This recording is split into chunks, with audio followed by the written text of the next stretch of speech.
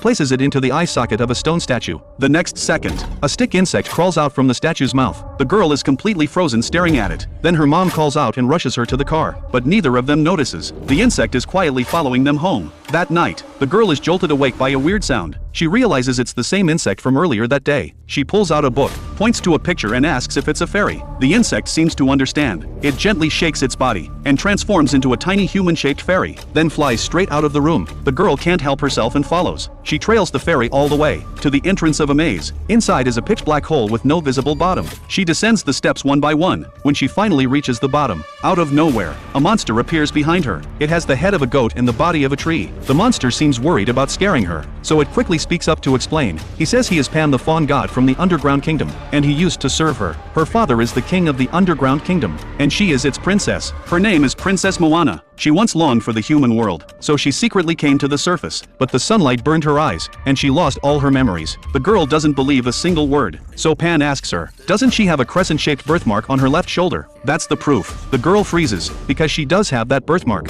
Pan then tells her, if she wants to return to the underground kingdom, she must follow the clues in a book, and complete 3 tasks. He hands her the book, and warns her, only open it when she's completely alone. That's when the tasks will appear. She opens it right away, but the pages are completely blank. By the time she looks up, Pan has already vanished. The next day, she opens the book again. This time words actually appear on the page. The girl is thrilled. She starts her first task. She needs to find a withered old tree near her house. Inside lives a giant toad. She must place 3 magic stones into its mouth to retrieve a key hidden inside its belly. She takes a deep breath and crawls into the hollow trunk. It's dark and wet in there, and covered in disgusting bugs. She pushes through the fear, and crawls deeper and deeper inside. Sure enough, a massive toad is waiting at the end. She tells it she's the princess, and demands the golden key. But the toad has no idea what she's saying. Then a bug crawls right onto her face.